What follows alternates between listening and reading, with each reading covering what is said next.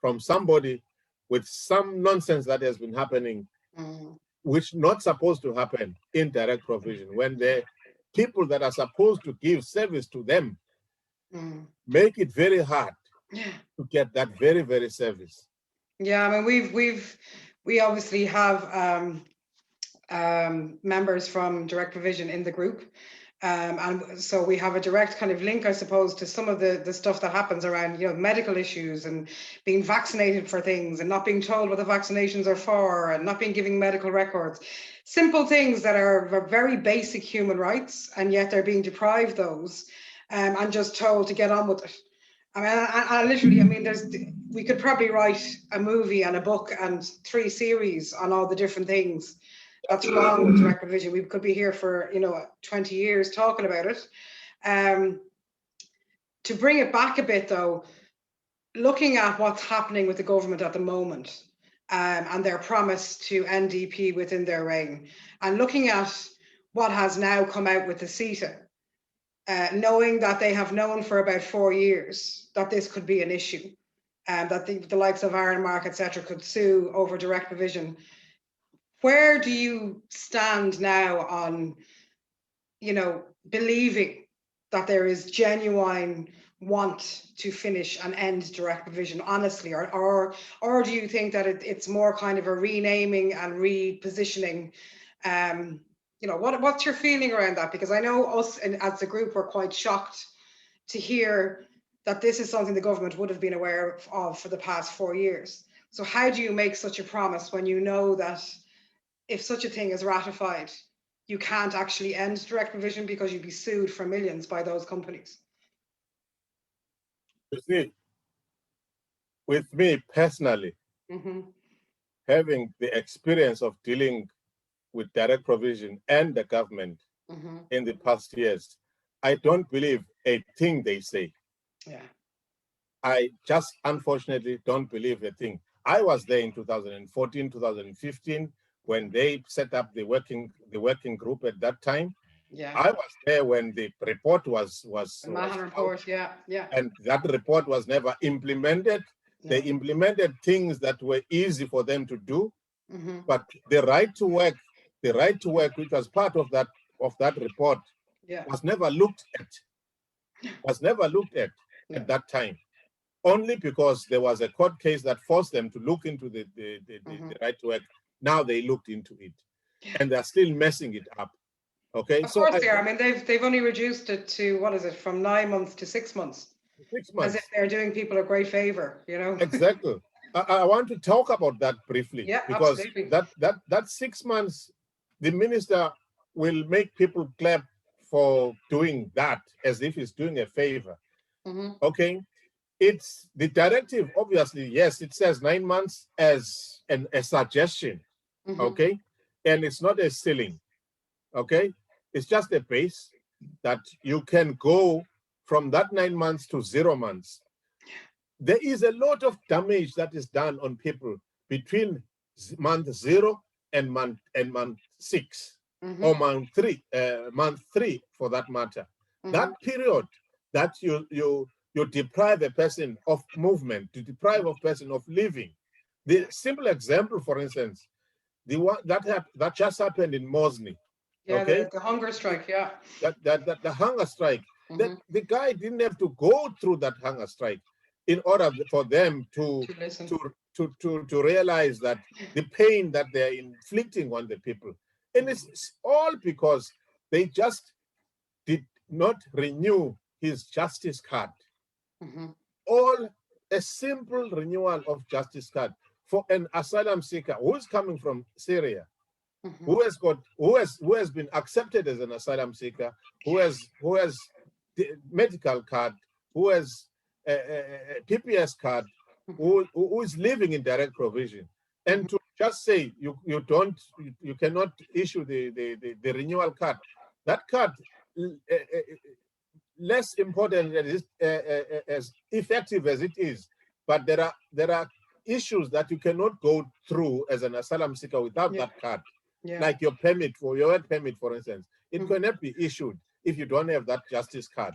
Okay, the minister, Our submission was very simple, 0 months, but the current day submission was saying 3 months. Well, we would live with that. So, but we can't clap hands when a person comes and say 6 months. Where is that basing it from? Because the submission from the very group that they've set up, they are the one that set up that group, says 3 months. Yeah. You come up and choose that one and say 6 months. And that's the only thing that they chose in those pre-recommendations, that they only choose because they want people to keep quiet. They want people to keep quiet. But that is why I say I don't trust them. Okay. Direct provision is not only about the accommodation of the people, it's about the ability of the people to take care of themselves. Absolutely, yeah. And move away from the trap of direct provision. And you need to sort that first if you want to end direct provision. You need to give a smooth path of a person that comes in the country. You give that person the right to work right there. Yeah. So that the person can go out and look for work. You give the person the right to drive so that he can go and find work and drive to work. Up to now, they're not sorted that. So the way that the path that leads you to go to direct provision is still there. That is what needs to be dealt with, because they put all these blocks. Absolutely. I mean, even if we look at direct provision centres, they're in rural areas. A lot of people in direct provision don't have driving permits. They can't apply for a driving license. You can't apply for a bank statement. So even if you manage to overcome the first block and you get that work permit, how can you get a job? If you're living in MASI, for instance, how the hell are you supposed to get a job? There is no jobs there. It's in the middle of nowhere. And a lot of these centres are in the middle of nowhere. So, you know, I mean, a lot of people, I think, in general, don't understand. They hear, oh, well, you know, these people can work.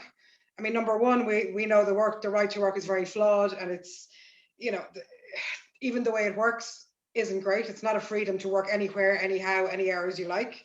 And then number two, you're asking people who are in a very rural space, who are completely oppressed, who do not have the financial means to get out there and start looking for jobs that are 15, 20 kilometers away. Not only that, even if they do secure a job, how is it sustainable? How can you get to work? How do you get home from work? How can you get paid? Cash in hand jobs are very rare these days. People don't get paid by checks anymore either. And even if you did, you have to have a bank account to cash that check. So they're all the kind of very simple things, I think, that the general public are not aware of. And those of us that are working in it, we know this stuff, and it's frustrating, but we sometimes maybe forget that the general populace are not aware of that. They kind of go, oh, well, you know, they have a right to work. So I suppose the onus then is on us, the likes of this group, to really get that message out there, that this is the reality.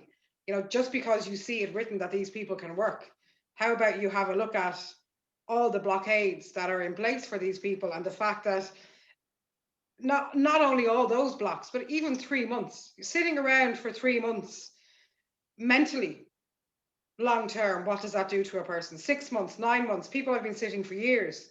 You know what I mean? How do you then get back into being progressive, to being somebody who can go to work every day and who can actually be a decent citizen? You've completely stripped that person of their dignity and of their identity. Right. You know, so I suppose for us as a group, like what can people like us or groups like ours do to help spread that truth and to engage, I suppose, with people in power and general populace? Is there more we can do? Is there something that the likes of yourself or MASI would like to see more of in order to help that message get out? Yes, it is very, very important that we don't slow down out because of the promise that the government is giving. Okay, we need. I know the white paper is not out yet, but I know that there will be some things that will annoy us to our top of our heads. when it comes out. But we need to prepare. Yeah. We need to make sure that, I mean, like the action group is continuously reminding, you know, that's what needs to still continue happening, so that people, the direct provision should not disappear from the people's minds in whatever way. Because even if they do away with direct provision and come up with something that looks like they are looking after people, and as also, as long as these companies still you know, gain so much from direct provision, we're still going to have a problem.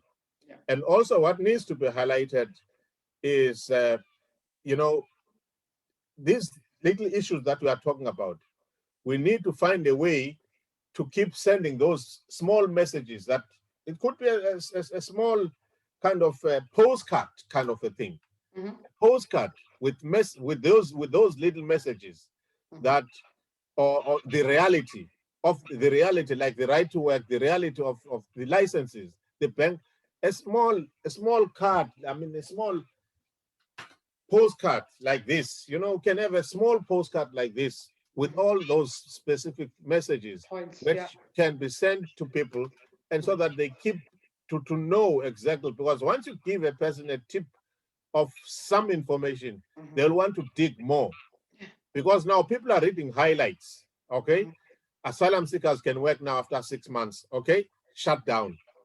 You shut down, they can work after 6 months. You don't know these obstacles that are put.